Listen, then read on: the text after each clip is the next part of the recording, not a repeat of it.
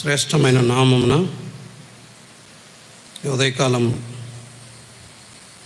చేరువచ్చిన మీకందరికీ మరొకసారి హృదయపూర్వక శుభములు అలాగే వందనాలు తెలియజేస్తున్నా. ఈ 2 దినాలు మీతో పాటు సహవాసం చేయటానికి మాత్రమే కాకుండా ఆయన పక్షాన నిలిచి పని చేయటానికి ప్రభువు అనుగ్రహించిన కృపను బట్టి ముందుగా ప్రభువును స్తుతిస్తూ స్థానిక సంఘం బాధ్యత కలిగి అతేల్పుడనైన నన్ను సారిసారికి ఆహ్వానిస్తున్నందుకు సంఘానికి, పెద్దలకు, దేవుని సేవకులకు హృదయపూర్వక కృతజ్ఞతలు తెలియజేస్తున్నాను. Thank you. ఈ దినాల్లో దేవుని గ్రంథంలో నుండి చాలామందిని ఆలోచింపచేసే థీమ్ ఇది. కాస్త భిన్నంగా అనిపిస్తుంది. లేఖన భాగాన్ని మనం చదువుకుందాం. దయచేసి పాత నిబంధనలో యోబు గ్రంథం 1వ అధ్యాయం 1 నుండి 5 వచనాలు చదువుదాం. తర్వాత 7వ అధ్యాయం 1వ వచనాన్ని కూడా చదువుకుందాం. యోబు గ్రంథం 1వ అధ్యాయం 1 నుండి 5 వచనాలు. బుజు దేశమునందు యోబు అను ఒక మనుష్యుడుండెను. అతడు యథార్థవర్తనుడును న్యాయవంతుడునై దేవుని యందు భయభక్తులు కలిగి చెడుతనము విసర్జించినవాడు. అతనికి 7 కుమారులను 3 కుమార్తెలను కలిగిరి. అతనికి 7,000 గొర్రెలను 3,000 ఒంటెలను 500 జతల ఎడ్లను 500 ఆడుగాడిదలను కలిగి బహుమంది పనివారును అతనికి ఆస్తిగా ఉండెను కనుక తూర్పు దిక్కు జనులందరిలో అతడే గొప్పవాడుగా ఉండెను. అతని కుమారులందరూ వంతుల చొప్పున అనుదినము ఒకరికొకరు తమ తమ ఇండ్లలో విందు చేయనై కూడినప్పుడు తమ 3 అక్క చెల్లెండ్రు తమతో కలిసి అన్నపానములు పుచ్చుకొనవలనని వారిని పిలిపించుచూ వచ్చిరి. వారి వారి విందు దినములు పూర్తి కాగా యోబు తన కుమారులు పాపము చేసి తమ హృదయములో దేవుని దూషించిరేమో అని వారిని పిలువనంపించి వారిని పవిత్రపరచి అరుణోదయమున లేచి వారిలో ఒక్కొక్కరి నిమిత్తమై దహన బలిని అర్పించుచూ వచ్చెను. యోబు నిత్యము అలాగున చేయుచుండెను. 7వ అధ్యాయం 1వ వచనాన్ని చదువుదాం. ఇది యోబు ఇచ్చిన ప్రత్యుత్తరం. అంటే స్నేహితులతో సంభాషిస్తూ 6వ అధ్యాయంలో ప్రారంభించి 7వ అధ్యాయంలో మన మనస్సును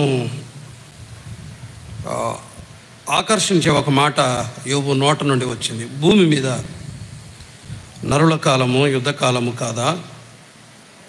వారి దినములు కూలివాని దినముల వంటివి కావా? నీడను మిగులనపేక్షించు దాసుని వలెను కూలి నిమిత్తము కనిపెట్టుకొని కూలివాని వలెను ఆశ లేక జరుగు నెలలను నేను చూడవలసి వచ్చెను. ఆయాసముతో కూడిన రాత్రులు నాకు నియమించబడి ఉన్నవి. ప్రార్థన చేద్దాం. దేవుని ఆత్మ సహాయం కొరకై ప్రార్థన చేద్దాం. అమ్మా, మీరు మారలేదా? మీరు మాట్లాడుతూనే ఉన్నారమ్మా. పోయిన సంవత్సరం అంతే, అటుపోయిన సంవత్సరం అంతే, ఇప్పుడు అంతే. నేను చదువుతున్నాను, మీరు మాట్లాడుతూ ఉన్నారు. ప్రార్థన చేద్దాం. తలలు వంచండి, కళ్ళు మూసుకుందాం, ప్రార్థన చేద్దాం. పరిశుద్ధుడైన తండ్రి, మిమ్మల్ని స్తుతిస్తూ ఉన్నాం. ఉదయకాలం మరలా మీ పాదాల దగ్గరికి వస్తున్నాం. మీరు మాకు అనుగ్రహించిన ప్రశస్తమైన మీ లేఖనము కొరకై స్తోత్రం చెల్లిస్తున్నాం. మీ దాసుని ప్రథమంగా నిలిపి మీరు ఉపయోగించినందుకు వందనాలు. మరలా అల్పుడొకడు మీ పక్షాన నిలిచి ఉండగా సహాయం చేయండి. ఆత్మ నడిపింపును అనుగ్రహించండి. ఏమి మాట్లాడినా మీ ప్రియ కుమారునికి మహిమ కలుగులాగున సహాయం చేయండి. చేరి వచ్చిన ప్రియులు క్షేమము పొందటానికి కృపనివ్వండి. మమ్మను ఆదరించండి, ధైర్యపరచండి, ఓదార్చండి. ధైర్యాన్ని, నిబ్బరాన్ని మాకు కలుగు చేయండి. మీ లేఖనములో ఉన్న నెమ్మది, మీ మాటల్లో ఉన్న సాంత్వన మేము అనుభవించడానికి సహాయం చేయమని, ఉదయకాలం మీ ప్రియ కుమారుణ్ణి మా మధ్య కనపరచుమని, ముందున్న సమయం దీవెనకరంగా చేయమని క్రీస్తు యేసు దివ్యమైన నామమున వినయ మనసుతో స్తుతించి ప్రార్థన చేస్తున్నాము మా పరమ తండ్రి. ఆమేన్. పిల్లరా, కొన్ని నిమిషాలు ఉదయకాలం దేవుని గ్రంథంలో లేఖనాలు ఆలోచన చేద్దాం. ముందుగా దేవుడు తన దాసులను నిలిపి మాట్లాడాడు అని నేను నమ్ముతున్నాను. యోబు గ్రంథంలో ఆయన కూడా దాదాపు అందరదే మాట్లాడతాం ప్రతి సంవత్సరం మాదిరి, కానీ ఈసారి కాస్త భిన్నంగా అనిపిస్తుంది. కానీ నెమ్మది కలిగించే మాటలు మాత్రం ఉంటాయి. సహజంగా హెచ్చరికలు, తరువాత కాస్త ఘాటైన మాటలు. దేవుని వాక్యం చాలాసార్లు మనల్ని నొప్పిస్తుంది, బాధ కలుగు చేస్తుంది. మనల్ని సరిచేసే క్రమంలో లేఖనం మన హృదయాల్ని కొన్నిసార్లు గుచ్చుకునేలా చేస్తుంది. మరికొన్ని సందర్భాల్లో వాక్యం ఇచ్చే నెమ్మది, వాక్యం ఇచ్చే ప్రశాంతత చాలా అద్భుతంగా ఉంటుంది. అంటే అది మీరు చదువుతూ ఉండగా, అనుభవిస్తూ ఉండగా ఆ సంగతులు మీరు గ్రహించగలరు. ప్రపంచంలో 3 రకాల మనుషులు ఉంటారట. ఎక్కడో చదివాను, గుర్తొస్తుంది, జ్ఞాపకం చేస్తున్నాను. ఒకటేంటి అంటే, సమస్యలతో బాధపడుతూ ఉన్న వాళ్ళు ఒక బ్యాచ్ ఉంటుందట. సమస్యలతో బాధపడుతూ ఉన్నవాళ్ళు. ఇంకొక వర్గం ఏంటి అంటే, సమస్యల నుండి బయటపడిన వారు, సమస్యలతో బాధపడి బయటపడ్డవారు ఇంకొక బ్యాచ్ ఇది. ఆల్రెడీ వారు కూడా సమస్యలు అనుభవించారు, కానీ వాళ్ళు ఏం చేశారు? బయటకు వచ్చారు. మూడవ బ్యాచ్ ఎవరు అంటే, సమస్యలలో పడబోయేవారు. అంటే ఇప్పుడు ప్రశాంతంగా ఉంది, మనకేం అక్కర్లేదు, నెమ్మదిగానే ఉంది, లైఫ్ బాగా నడుస్తుంది కదా అని అనుకుంటారేమో.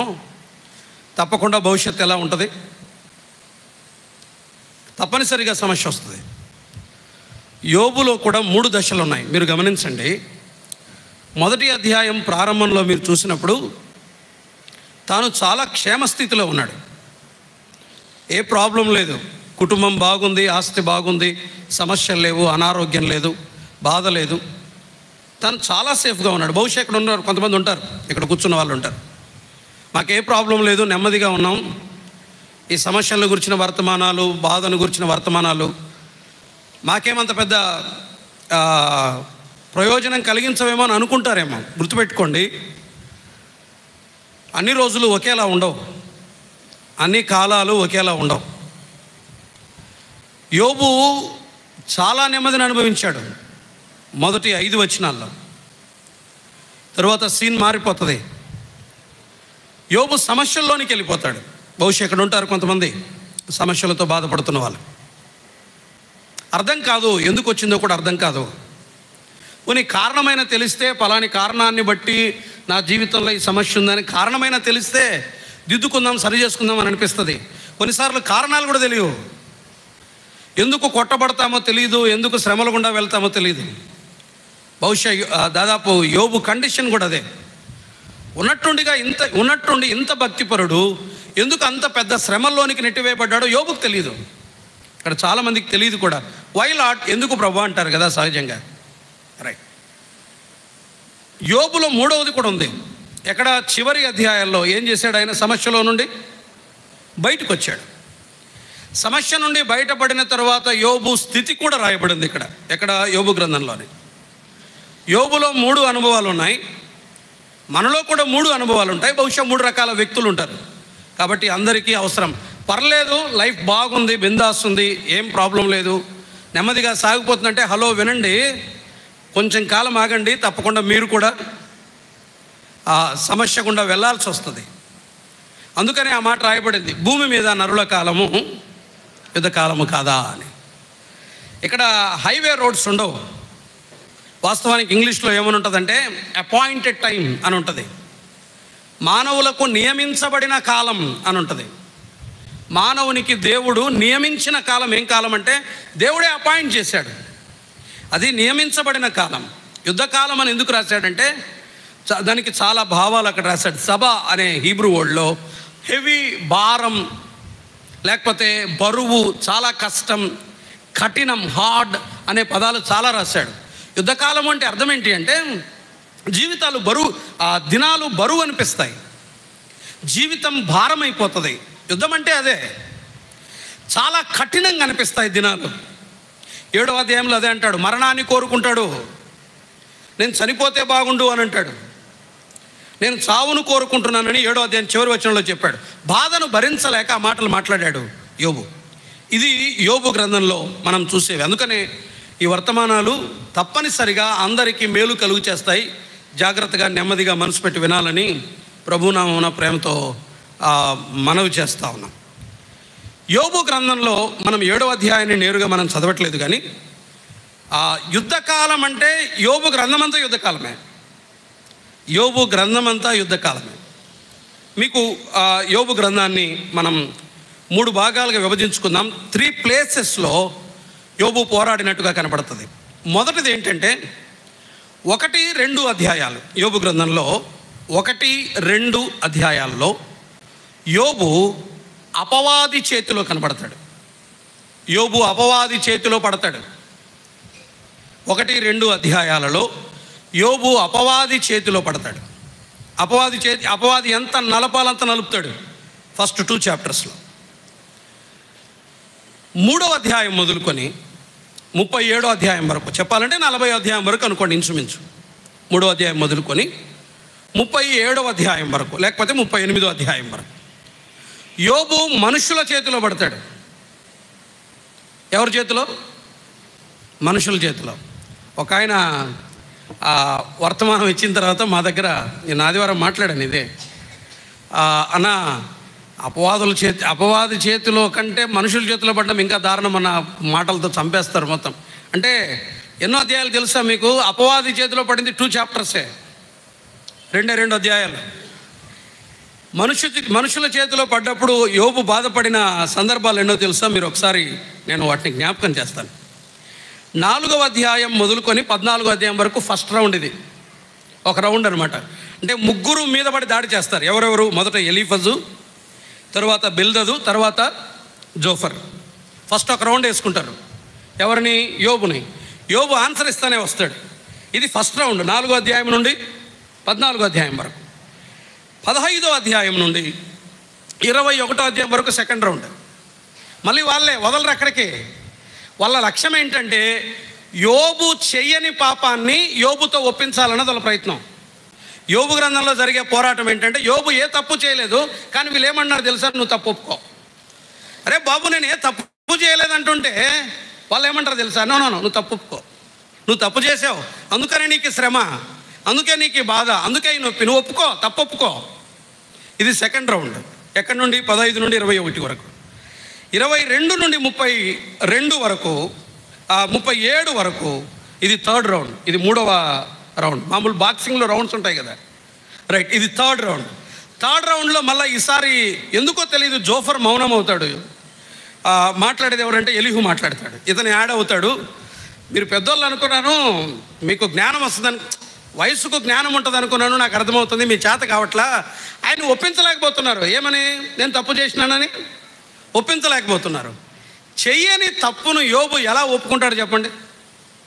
నేను ఏ నేరము చేయలేదన్నది యోబు. అసలు యోబు ఏ తప్పు చేయలేదని మొదటి అధ్యాయం 1వ వచనమే చెప్తుంది. పరలోకం ఏమంటుంది అంటే దేవుడు ఏమంటాడు? యథార్థ వర్ధనుడు అని పరలోకం అంటే, వీళ్ళు ఏమంటారు? నో, నువ్వు తప్పు చేసినావు, నువ్వు తప్పును ఒప్పుకో. అదే యుద్ధం. ఈ యుద్ధం జరుగుతుంది. వాస్తవానికి యోబు యుద్ధం వేరు. దేవుని దాసులు మాట్లాడారు ఉదయం. ఒకవైపు అపవాదితో పోరాటం, ఒకవైపు దేహంలోని అనారోగ్యంతో పోరాటం, వ్యక్తుల మాటలతో పోరాటం అని ఉదయకాలం దేవుని దాసులు మాట్లాడారు. యోబు గ్రంథమంతా కూడా భూమి మీద నరుల కాలం యుద్ధకాలం మాత్రమే కాదు, యోబు గ్రంథమంతా కూడా ఇదొక బ్యాటిల్ ఫీల్డ్ మాదిరి కనిపిస్తుంది. రైట్. 37వ అధ్యాయం వరకు మనుషుల చేతిలో కనబడతాడు. 38వ అధ్యాయం నుండి 42వ అధ్యాయం వరకు యోబు దేవుని చేతిలో పడతాడు. ఇప్పుడు ఎవరి చేతిలోకి వెళ్ళిపోతాడు? దేవుని చేతిలో పడతాడు. దేవుని చేతిలోకి వెళ్ళిన తర్వాత రెస్టరేషన్ జరుగుతుంది, పునరుద్ధరణ జరుగుతుంది. కోల్పోయిన వాటన్నిటిని తిరిగి సంపాదించుకుంటాడు. దేవుడు ఉపశమనాన్ని కలిగిస్తాడు, నెమ్మదిని కలిగిస్తాడు. ఇది యోబు గ్రంథం. యోబు గ్రంథంలో మనం జనరల్గా కొంచెం ఇది పరిచయం మాత్రమే, వర్తమానం తర్వాత మనం నెమ్మదిగా విందాం. అమ్మా అయ్యా దయచేసి వినండి. యోబు గ్రంథం శ్రమలను, బాధలను, సమస్యలను గురించి మాట్లాడుతుంది. యోబు గ్రంథంలో కనిపించేది ఇదే. అయితే శ్రమల నుండి, బాధల నుండి, సమస్యల నుండి ఎలా తప్పించుకోవాలో చెప్పదు. ఎలా తప్పించుకోవాలో యోబు గ్రంథం చూపించదు. శ్రమలలో, బాధలలో దేవుని పట్ల ఎంత నమ్మకంగా వ్యవహరించాలో చెప్తుంది. అర్థమవుతుందా? ఎలా తప్పించుకోవాలి శ్రమల నుండి? ఇక్కడ బయట చాలా పాపులర్ వర్తమానాలు అవి. How to avoid problems. సమస్యల్ని ఎలా తప్పించుకోవాలి, బాధలు లేకుండా ఎలా జీవించాలి, నెమ్మది లేకుండా ఎలా ప్రశాంతంగా బ్రతకాలి. బయట వర్తమానాల పాపులర్ టాపిక్స్ ఇవి. ఒకవేళ ఇదే వర్తమానం ప్రారంభిస్తే ఇంకా సంఖ్య పెరుగుతుంది, మీరు కూడా ఇంకా జాగ్రత్తగా వింటారు. యోబు గ్రంథం ఏమంటుందంటే శ్రమలలో సైతం ఎంత నమ్మకంగా దేవుని కొరకు బ్రతకాలని మాత్రమే చెప్తుంది. శ్రమలలో ఎంత నమ్మకంగా దేవుని కొరకు జీవించాలని ఒక వ్యక్తిని మన ముందు సవాలుగా పెడుతుంది యోబు గ్రంథం. ఇలా బ్రతకండి, ఇంత నమ్మకంగా జీవించండి. మన చెడ్డ సమయాలలో సైతం దేవుడు చాలా మంచివాడు అని నమ్ముతాడు యోబు. మన కష్ట సమయాలలో సైతం దేవుడు చాలా మంచివాడు. God is good all the time. అన్ని సమయాల్లో దేవుడు మంచివాడే. అదే యోబు గ్రంథం. శ్రమైనా, సంతోషమైన, సుఖమైన, దుఃఖమైన, కన్నీరైనా, ఆనందమైన, మన పరిస్థితులు ఏవైనా సరే ఆయన ఎవరు? He's good. ఆయన మంచివాడు. అదే యోబు గ్రంథం. దేవుడు మంచివాడు. మన యుద్ధ కాలములో సైతం ఆయన ఎవరు? ఆయన మంచివాడు. ఆయన మంచివాడు. ఆయన మంచితనాన్ని యోబు ఎలా రుజువుపరిచాడో, లేకపోతే ఆయన మంచివాడని ఎలా నమ్మాడో యోబు గ్రంథంలో మనం చూస్తాం. దయచేసి రండి, ఈ ఉదయకాలం వేళ ప్రారంభంలో యోబు గ్రంథాన్ని గురించి కొంత పరిచయ వర్తమానాన్ని వినే మనం ప్రయత్నం చేద్దాం. రైట్. యోబు గ్రంథాన్ని గురించి మనం ఆలోచిస్తున్నప్పుడు యోబు గ్రంథంలో యోబు అనుభవించినటువంటి శ్రమ కానీ, బాధ కానీ మనం చదవటానికి చాలా సరళంగా అనిపించిన, అమ్మా అయ్యా దయచేసి వినండి, శ్రమ లేదా బాధ అనేది అర్థము చేసుకోవటానికి చాలా కష్టమైన విషయం. శ్రమను, బాధను అర్థం చేసుకోవటం చాలా కష్టం. అంత సులభంగా శ్రమ, బాధ మనకు అర్థం కాదు. ప్రస్తుతం మనం ఎలాంటి ప్రపంచంలో బ్రతుకుతున్నాం? భయంకరమైన వ్యాధులతో బాధపడుతున్న విశ్వాసులు మనకు చాలామంది తెలుసు.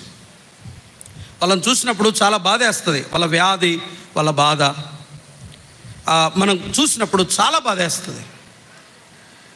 మరికొందరు తమకిష్టమైన వ్యక్తుల్ని కోల్పోయి ఉంటారు. ఒకవేళ తమ ఆప్తులను కోల్పోయి, ఆత్మీయులను కోల్పోయి విషాదంలో మునిగిపోయిన వాళ్ళు కూడా ఉంటారు. మనకు తెలిసిన మరొక విశ్వాసి బాధలో ఉన్నాడని, శ్రమలో ఉన్నాడని, సమస్యలో ఉన్నాడని ప్రతిరోజు వాట్సాప్లో ఏదో ఒక వర్తమానం వస్తూనే ఉంటుంది. ఎవ్రీడే మీరు చూడండి, కొత్త కొత్త వార్తలు. ఆయనకు బాగలేదు, ఈయన బాధ, ఆయనకు శ్రమ, ఈయనకు బాధ. ఇవన్నీ విన్నప్పుడు మనసు బరువెక్కుతుంది. కారణం ఏంటంటే మనము సౌకర్యంగా, సరళంగా, నెమ్మదిగా బ్రతకటానికి అలవాటు పడ్డాం. నెమ్మదిగా, సౌకర్యంగా, ప్రశాంతంగా బ్రతకటానికి అలవాటు పడ్డాం. ఎప్పుడైతే బాధ మన గుమ్మాన్ని తలుపు తడుతుందో ఆ శ్రమతో ఎలా వ్యవహరించాలో తెలియదు మనకు. ప్రశాంతంగా బ్రతుకుతుంటాం, ఉన్నట్లుండి శ్రమ మనల్ని పలకరిస్తుంది, హలో నేను వస్తున్నాను అని. అప్పుడు శ్రమతో ఎలా వ్యవహరించాలో మనకు తెలియదు. అప్పుడు వెంటనే మనలో రెండు ప్రశ్నలు వస్తాయి. ఈ బాధ, ఈ శ్రమను అనుభవించడానికి నేనేం చేశాను? ఫస్ట్ క్వశ్చన్, నేను ఏం చేశాను ప్రభువా? ఇది మొదటి ప్రశ్న. రెండవది ఏంటి తెలుసా? ఇంత నమ్మకంగా సేవించినందుకు నీవు నాకు ఇచ్చింది ఇదా? ఇంత యథార్థంగా బ్రతుకుతుంటే నీవు నాకు ఇచ్చిన బహుమానం ఇదా? రెండు ప్రశ్నలు మన హృదయాన్ని తప్పకుండా ఆవరిస్తాయి. ఒకటేంటి, నేనేం చేశానని నాకు ఈ శ్రమ? ఇది మొదటి ప్రశ్న. రెండవది, ఇంత నమ్మకమైన నా జీవితానికి నీవు నాకు ఇచ్చిన బహుమానం ఇదా? ఇది రెండవ ప్రశ్న. వీటి చేత మన హృదయాలు నింపబడతాయి. ఇక్కడ స్ట్రక్ అయిపోతాం, వీటికి జవాబు దొరకదు. మనమేమో లేఖనం చదువుతానే ఉంటాం, దేవుడు నాతో మాట్లాడతాడని. ఏమని? నీకు బాధ ఎందుకు పంపానంటే ఇందుకు అని. మీరు యోబు గ్రంథం అంతా చదవండి. హలో, వినాలి. యోబు గ్రంథం అంతా చదవండి. యోబును దేవుడు ఎందుకు శ్రమ పెట్టాడో చెప్పలేదు. అసలు ఏ భక్తునికి కూడా తాను ఎందుకు వారిని శ్రమ పెట్టాడో చెప్పలేదు. ఆయన ఎక్స్ప్లెనేషన్ ఇవ్వడు. నేను నిన్నెందుకు శ్రమ పెట్టానంటే, నేను నిన్నెందుకు బాధ పెట్టానంటే ఏమీ చెప్పడు. మనం అర్థం చేసుకోవాల్సిందే. ఎవరికి ఆయన ఎక్స్ప్లెనేషన్ ఇవ్వడు. యోబు కూడా ఇవ్వలేదు ఆయన ఎక్స్ప్లెనేషన్. మీరు చివరి అధ్యాయం కూడా చదవండి. యోబు నేను ఎందుకు బాధ పెట్టాను తెలుసా? చెప్పలేదు ఆయన, చెప్పడు కూడా. ఎక్స్ప్లెనేషన్ ఇవ్వలేదు. మన శ్రమను ఆయన ఎందుకు అనుమతించాడో చెప్పడం, చెప్పాల్సిన అవసరం కూడా ఆయనకు లేదు. ఏ భక్తునికి చెప్పలేదు. అమ్మా, ఈ ఉదయకాలం వేళ, ఈ మధ్యాహ్న కాలం వేళ మీ ప్రశ్న ఇదే అయితే, ఎందుకు ప్రభువా నాకు ఈ శ్రమ అంటే సమాధానం మనకు దొరకదు. ఆ దిశగా మీరు ఎన్ని లేఖనాలు తిప్పినా, ఎన్ని పేజీలు తిరిగేసినా ఆయన ప్రభు మనతో మాట్లాడు. పెద్ద పెద్ద భక్తులకే చెప్పలేదు. అసలు ఇస్సాకును బలి ఎందుకు అర్పించాడు, ఎందుకు అడిగావు ప్రభువా నువ్వు అని ఆ రోజు అబ్రాహాముకే చెప్పలేదు ఆయన, యోబుకు చెప్పలేదు ఆయన ఎవరికి చెప్పలేదు. సరే, మరి మంచివాడనైన యోబుకి ఎందుకు బాధలు, నమ్మకంగా జీవిస్తున్న నాకెందుకు ఈ శ్రమ అన్నది ప్రశ్న అయితే, ఒక్క మాట జ్ఞాపకం చేసుకోండి. కలువరి సిలువ దగ్గరికి వెళ్దాం. సిలువలో ఎంతమంది దొంగలు ఉన్నారు? 2 ఉన్నారు. వారి మధ్యలో ఎవరు ఉన్నారు? ప్రభు ఉన్నాడు. రైట్. చెడ్డవాడైన దొంగ ఎక్కడున్నాడు? కింద ఉన్నాడా? సిలువలో ఉన్నాడు. పశ్చాత్తాపడి మారు మనసు పొందిన దొంగ ఎక్కడున్నాడు? సిలువలోనే.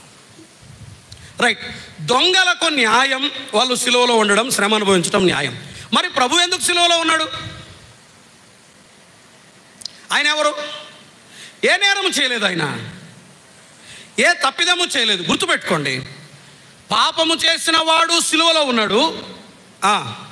పాపాన్ని విడిచిపెట్టి మారు మనసు పొందిన వాడు కూడా సిలువలోనే ఉన్నాడు. ఏ నేరము చేయని ప్రభు కూడా ఎక్కడ ఉన్నాడు? సిలువలోనే ఉన్నాడు. ఇప్పుడు చెప్పండి, నాకే ఎందుకు శ్రమ? ప్రభువే శ్రమ పడ్డాడు. ఏ నేరము లేనివాడు ఆయన, ఎవరికి అన్యాయము చేయనివాడు ఆయన.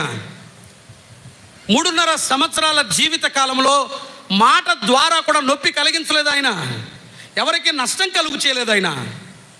మేలు చేస్తూ బాగు చేస్తూ వచ్చిన ఆయన సిలువలో ఎందుకు శ్రమను అనుభవించాల్సి వచ్చింది? ఆ ఉమ్మి వేతకు ఆయన అర్హుడు అంటారా చెప్పండి? ఆ పిడిగుద్దులకు ఆయన అర్హుడు అంటారా చెప్పండి? ఆ అవమానానికి, అపహాస్యానికి ఆయన అర్హుడు అంటారా చెప్పండి? కాదు కదా. మరి ఆయన సిలువలో లేడా? ప్రభువే సిలువ వేయబడితే మనం అవమానించబడ్డం, మనము శ్రమ పెట్టబడ్డం, మనము నిరాకరించబడ్డం, మనము శ్రమల గుండా ప్రయాణించడం అన్యాయం ఎట్లా అవుతుంది? యోబు యోగ్యుడు, నమ్మకస్తుడు, శ్రమ గుండా వెళ్ళాడు.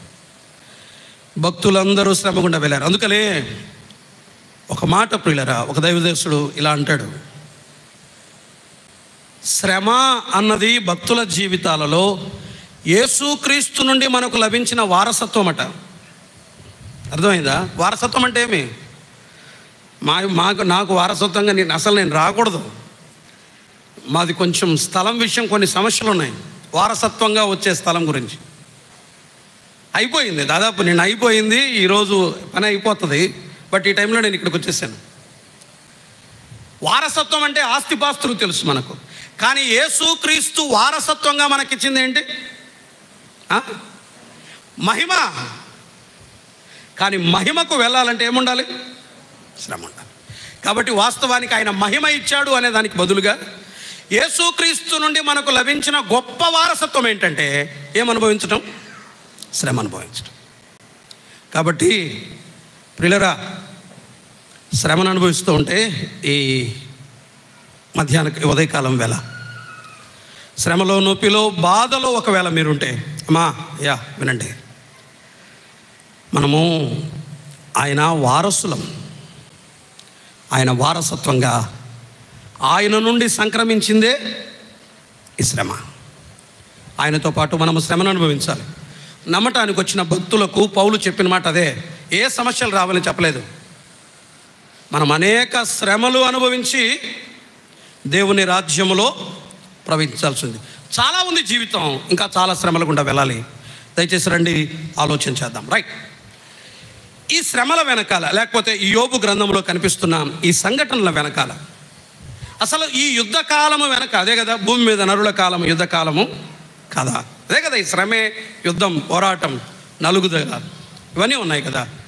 ఈ శ్రమల వెనుక, ఈ పోరాటాల వెనుక, ఈ సమస్యల వెనుక యోబు గ్రంథం ఒక అద్భుతమైన సమాచారాన్ని ఇస్తుంది. వినాలి, జాగ్రత్తగా వినండి. యోబుకు తెలియదు మ్యాటర్ ఆ రోజు, కానీ మనకు తెలుసు. దేవుడు మన కొరకై ఈ సమాచారాన్ని ఇచ్చాడు. ఈ మొదటి అధ్యాయం, యోబు గ్రంథంలో మొదటి అధ్యాయం, మానవుని శ్రమల వెనుక, లేకపోతే మానవుని బాధల వెనుక, మానవుడు వెళుతున్నటువంటి ఈ ఇబ్బందుల వెనుక, ఈ కన్నీటి వెనుక ముగ్గురు వ్యక్తులు పనిచేస్తున్నారు. వీరు మనకు కనిపించని అదృశ్యమైన ప్రపంచంలో ఉన్నారు. అంటే మరి మనకు తెలియని మరొక ప్రపంచాన్ని యోబు గ్రంథం పరిచయం చేస్తుంది. మనకు తెలియని మరొక సంఘటనలను, అంటే మన వెనుక జరిగే సంఘటనలు. ఇంకా అర్థమయ్యేలా చెప్పాలంటే, ఈ శ్రమల వెనుక, ఈ బాధల వెనుక, తెర వెనుక ఒక ముగ్గురు వ్యక్తులు పనిచేస్తూ ఉన్నారు. మీకు అర్థమయ్యేటట్టు ముందుకు వెళ్ళి మనం ఆలోచన చేద్దాం. యోబు శ్రమల వెనుక, యోబు బాధల వెనుక ఒక ఇద్దరు వ్యక్తులు పనిచేశారు. మొత్తం ముగ్గురిని మనం ఆలోచన చేద్దాం. ఈ ఉదయకాలం మన వర్తమానం అదే. దయచేసి రండి. మన శ్రమల వెనుక, తెర వెనుక జరుగుతున్న అసలు సంగతులు ఏంటి మనం నెమ్మదిగా ఆలోచన చేద్దాం. మళ్ళీ చెప్తున్నాం, మళ్ళీ జ్ఞాపకం చేసుకుందాం. యోబు నేరాన్ని బట్టి, పాపాన్ని బట్టి శ్రమ పెట్టబడలేదు. అదే యోబు గ్రంథం చెప్పేది. దాన్ని మనం తర్వాత విందాం. తర్వాత వర్తమానంలో ఆ సంగతులు మనం వినటానికి ప్రయత్నం చేద్దాం. సరే, ఇప్పుడు ఈ పోరాటం వెనుక జరిగే 3 సంఘటనలు, లేకపోతే ఆ ముగ్గురు వ్యక్తులు చాలా చురుగ్గా పాల్గొన్నారు.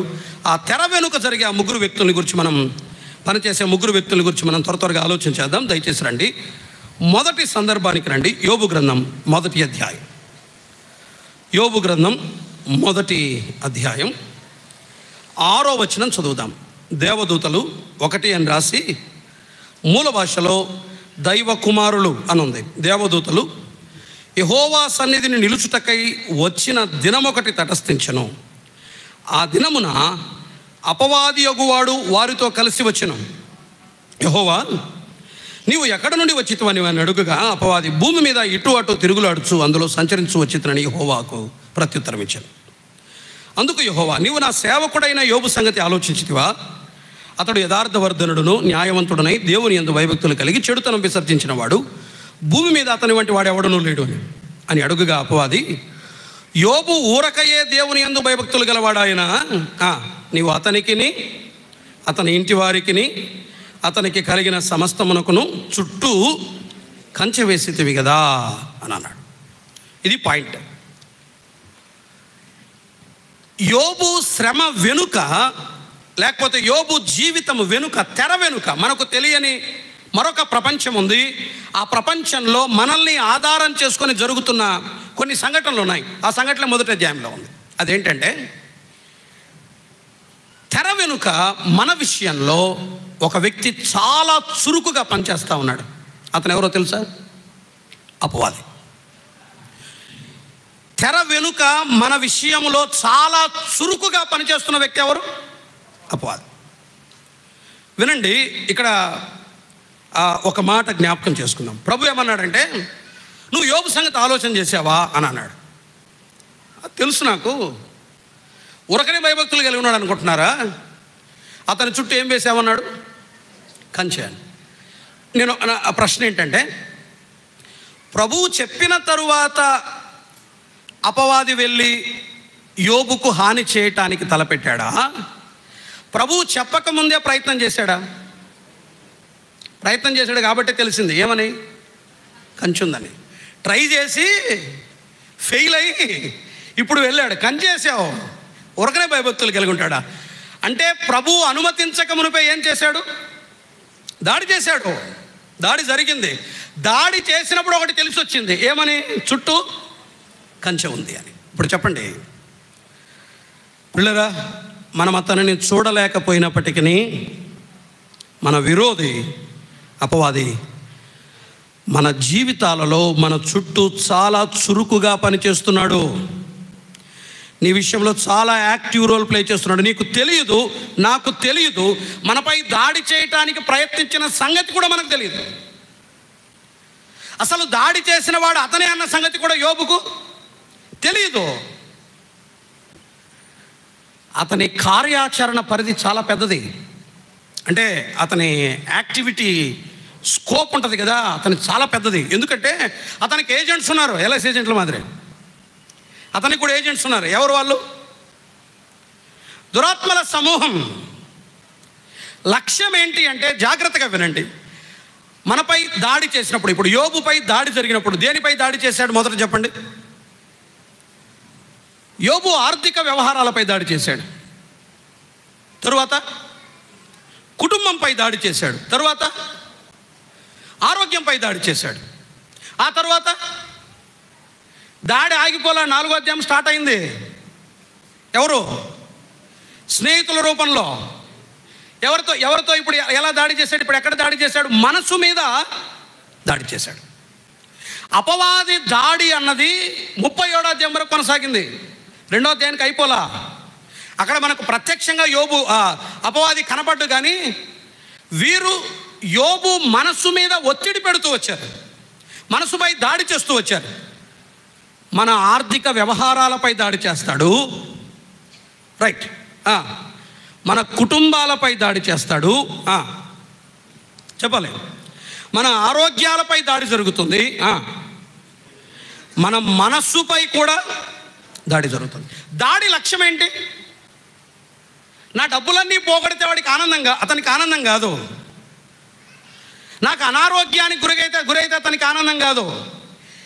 యోబు ఏం చేయాలన్నది అతని లక్ష్యం? దేవునిని దూషించాలి. That's it. దేవునికి యోబుకు మధ్య దూరం పెరిగితే సక్సెస్ అయినట్టే లెక్క. వినాలి, దయచేసి వినండి. మనసుపై దాడి జరిగినా, కుటుంబంపై దాడి జరిగినా, ఆరోగ్యంపై దాడి జరిగినా, రైట్, ఆర్థిక వ్యవహారాలపై దాడి జరిగినా, అపవాది లక్ష్యం ఒకటే, దేవునికి మనకు మధ్య సంబంధాన్ని తెక్కొట్టాలి. అంతే, అదే లక్ష్యం. మనల్ని నొప్పించడం అతనికి ఆనందం కాదు. అది అతనికి అసలు పట్టించుకోడు. నువ్వు బాధపడితే పెద్ద ఫరక్ ఉండదు, నువ్వు బాధపడకపోతే పెద్ద ఆనందం ఉండదు. అతనికి ఆనందం ఏంటి చెప్పండి? నీకు దేవునికి మధ్య దూరం పెరిగితే అతనికి ఆనందం. అందుకే ఈ దాడి. కాబట్టి గుర్తుంచుకోండి, మనకు తెలియని ప్రపంచంలో మన వెనుక చురుకుగా ఒక వ్యక్తి పనిచేస్తున్నాడు. అతని అపవాది. మీ సంబంధాలపై దాడి జరుగుతుంది, గమనించారా?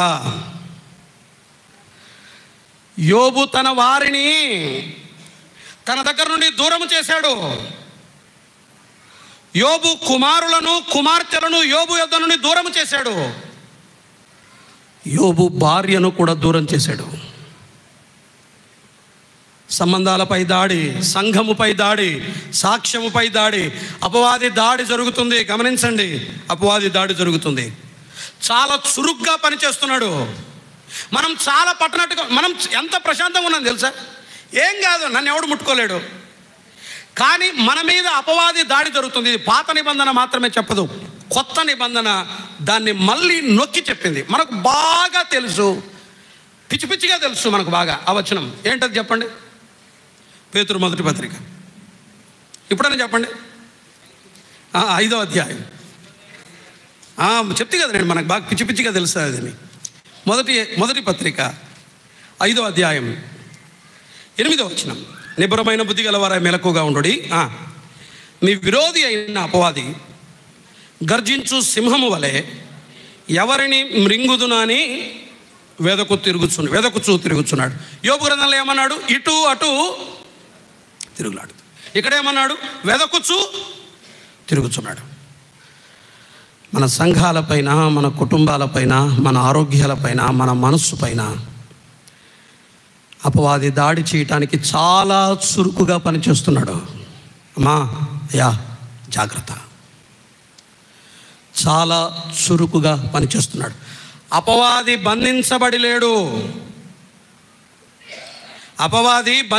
లేడు, స్వేచ్ఛగా తిరుగుతున్నాడు. ఇటు అటు తిరగడం అంటే అర్థం ఏంటి చెప్పండి? చాలా స్వేచ్ఛగా తిరుగుతున్నాడు. తెర వెనుక మన జీవితాల పట్ల చురుకుగా పనిచేస్తున్న వ్యక్తుల్లో మొట్టమొదటి వ్యక్తి ఎవరు? అపవాది. భయపడకండి. మరొక్క మాట కూడా మనం చదవాలి. మరలా అదే వచనం చదువుదాం. మొదటి అధ్యాయం 10వ వచనం. నీవు అతనికిని, అతని ఇంటి వారికిని, అతనికి కలిగిన సమస్తమునకును చుట్టూ మనకు తెలియకుండా మన తెర వెనుక మన జీవితాల్లో మరొక వ్యక్తి చాలా చురుగ్గా పనిచేస్తున్నాడు. ఆయన ఎవరో తెలుసా? సర్వశక్తిమంతుడైన దేవుడని, ఎల్షదాయ్ అనే పదం యోబు గ్రంథంలో రిపీట్ అయింది తెలుసా? మాటిమాటికి రిపీట్ అయింది. ఆయనకు వాడబడిన టైటిల్స్లో యోబు గ్రంథంలో ఎక్కువగా వాడబడిన మాట ఎల్షదాయ్. ఆయన సర్వశక్తిమంతుడు. ఇప్పుడు వినండి, సర్వశక్తిమంతుడైన, సర్వాధికారి అయిన, సమస్తము పైన అధికారము కలిగిన మహాబలాఢ్యుడైన దేవుడు మన జీవితాల్లో చాలా చురుగ్గా పనిచేస్తున్నాడు. ఆయన మన చుట్టూ ఏం చేశాడు? కంచె వేశాడు. ఇది యోబుకు తెలియదు. మీరు చాలా ఏళ్ళ నుంచి వినింటారు. ఇంకొకసారి ఇది ఒక మాట వినండి. బట్ ఎంతమంది నమ్ముతున్నారు? ఇప్పుడు ఒక మాట చెప్పమంటారా? అపవాది మనపై దాడి చేయటానికి ప్రయత్నం చేస్తున్నాడు. అప్పుడు చాలా భయపడతాం. ప్రభువు మనల్ని సంరక్షిస్తున్నాడు, ఆయన మన చుట్టూ కంచె వేశాడంటే నమ్మటానికి ఆలోచన చేస్తున్నాం. అవునా? ఉంటుందంటావా? అతను దాడి చేస్తున్నాడంటే వణికిపోతాం. ప్రభువు కాపాడుతున్నా అంటే ఇప్పుడు ధైర్యంగా ఉండాలి కదా. రాదు, అనుమానం వస్తుంది. అవునా? ఉంటుందంటావా? కంచె ఉంటుందా? డౌట్. అపవాది శక్తిని నమ్ముతున్నాం, అపవాది తంత్రాన్ని నమ్ముతున్నాం, కానీ దేవుని కాపుదలను, దేవుని భద్రతను ఎందుకు అంత గుడ్డిగా నమ్మలేకపోతున్నాం, విశ్వసించలేకపోతున్నాం? ఆయన చుట్టూ కంచె వేశాడు. మన జీవితాల్లో చాలా చురుకుగా పనిచేస్తున్నాడు. వినండి ఒక మాట, చాలా జాగ్రత్తగా వినండి. అపవాది మనల్ని ముట్టాలి అనంటే సార్వభౌముడైన దేవుని అనుమతి కావాలి. ఆయన అనుమతి లేకుండా యోబును ముట్టలేడు. అనుమతి లేకుండా ముట్టడానికి ప్రయత్నం చేశాడు. ఎప్పుడు? ముందే. అప్పుడు అర్థమైంది ఏమని? కంచె ఉంది అని. ఇప్పుడు ఏం చేయడానికి ప్రయత్నం చేశాడు? కంచె తొలగించాలి. మనోడు ప్రయత్నం చేశాడా వెళ్ళి కంచె తీసేయడానికి? లేదు. ఎవరి చేత తీయించాడు? దేవుడే. దేవుడు కంచె తీస్తేనే లోపలికి జొరబడతాడు. నేడు మనం అనుభవిస్తున్న శ్రమ, బాధ ఆయన అనుమతిస్తేనే, ఆయన అలౌ చేస్తేనే. ఆయన అనుమతించకపోతే దేవుడు అది కూడా ఎంతెంత తొలగించాలో ఆయనకు తెలుసు. కంచె తొలగించి మిగిలిన వాటికి కంచె వేయగలడు ఆయన. మొదటిసారి ఏం చేశాడు? జస్ట్ ఈ మెటీరియల్ థింగ్స్ మీద మాత్రమే దాడి చేశాడు. కానీ యోబు ఆరోగ్యం మీద కానీ, రైట్, యోబు కుటుంబం మీద కానీ, అంటే యోబు ఆరోగ్యం మీద దాడి జరగల. సెకండ్ టైం అప్పుడు మళ్ళీ దేవుడు అలౌ చేశాడు అని ఒక మాట అన్నాడు, ప్రాణం జాగ్రత్త. ప్రాణం తీయలేడు. మేము వచ్చేటప్పుడు అన్నా, నేను మా బుజ్జి ఏదో ఒక ఇంట్రెస్టింగ్ డిస్కషన్ వచ్చింది. ఇదే అపవాది గురించే. మావాడు ఏం చెప్పాడంటే, మా బుజ్జి అంటే డ్రైవ్ చేసేవాడు, దానికి గనక అవకాశం ఇస్తే రాత్రి 1 గంట అప్పుడు గల్లు మంది తిరుగుతూ పోతుంటుంది, ఇంటి ముందు పిలుస్తుంది, అర్థమవుతుందా మీకు? 1 గంట అప్పుడు గల్లు గల్లు అని తిరుగుతుంటే అది పిలుస్తుంది. ఆ పిలిచినప్పుడు మనం పలికితే అది నన్ను నీ వశం చేసుకో అంటది. సరే అని వశం చేసుకుంటే, అంటే డబ్బు ధనపిశాచి, రైట్, వశం చేసుకుంటే వశమైన తర్వాత సంవత్సరానికి ఒక్కొక్కరిని తీసుకుపోతుందంట. ప్రాణము తీయటం అతని చేతిలో లేదు. కనీసం మన ఆరోగ్యాన్ని ముట్టడం కూడా అతని చేతిలో లేదు. నా కుటుంబంపై దాడి చేయడం కూడా అతని చేతిలో లేదు. ఎవరు అనుమతించాలి? దేవుడు అనుమతించాలి. దేవుడు అనుమతించాలి. ఇక్కడ మరొక ఆదరణ కలిగించే ఒక మాట మనం జ్ఞాపకం చేసుకుందాం. సమయం లేదు, నేను ముగిస్తాను త్వరగా. ప్రియులారా, అపవాది మనల్ని ముడుతున్నాడు అంటే, మనల్ని ముట్టడానికి ప్రయత్నం చేస్తున్నాడు అంటే, దాని వెనుక దేవుడు యోబును బట్టి ఏం చేశాడు? ముందు అపవాది, దీన్ని మా భాషలో రాయలసీమ భాష వాడతాను, ఏమనుకోకండి. అపవాది గెలకలేదు మ్యాటర్ని, ఇట్లా అపవాది అనలేదు. ముందు యోబు గురించి ప్రస్తావించింది ఎవరు? ప్రభువే. యోబును చూసావా అని అన్నాడు. దేవునికి అత్యంత తృప్తిని, ఆనందాన్ని, అతిశయాన్ని కలిగించింది ఎవరు? యోబు. కాబట్టే దేవుని ఆనందాన్ని, దేవుని అతిశయాన్ని ఇప్పుడేం తగ్గించడానికి అపవాది ప్రయత్నం చేస్తున్నాడు. మనల్ని ముడుతున్నాడు అంటే కాదు, నిన్ను ముట్టుకున్నాడు అని అంటే గుర్తుపెట్టుకోండి ఒక మాట, పరలోకానికి మనము, మన సేవ, మన జీవితాలు తృప్తి కలిగించాయని అర్థం. ఏ నేరము చేయకపోయినా, నమ్మకంగా జీవించినా, శ్రమల గుండా మనం ప్రయాణం చేస్తున్నామంటే మన జీవితాలు, మన పరిచర్య, మన సేవ పరలోకపు దేవునికి ఏం కలిగించినట్టు? తృప్తిని కలిగించినట్టు. ఆయన అతిశయిస్తున్నాడు. ఎవరి దగ్గర? అపవాది దగ్గర అతిశయిస్తూ ఉన్నాడు. చూసావా ఎంత నమ్మకస్తుడో తెలుసా? శత్రువు ఎదుట దేవుని అతిశయం ఎవరు? భక్తుడైన యోబు. ఆ అతిశయాన్ని, ఆనందాన్ని తగ్గించడానికి జరిగించిన ప్రయత్నమే యోబు గ్రంథం. సక్సెస్ అయ్యాడా? కాలేదు. ఒక్క మాట కూడా యోబు నోటి నుండి ఒక మాట రాలేదు. బాధను మౌనంగా అనుభవించిన వాడు మాట్లాడాడు, వేదన కొలది మాట్లాడాడు, కానీ దేవునిపై అన్నడు నేరాన్ని మోపినవాడు కాదు యోబు. ప్రియులారా, సార్వభౌముడైన దేవుడు మనల్ని సంరక్షిస్తున్నాడు. అయ్యా భయపడకండి, ఆయన మనల్ని కాపాడుతున్నాడు. ఆయన అనుమతిస్తేనే తప్ప ఎవరూ మనల్ని ముట్టలేరు.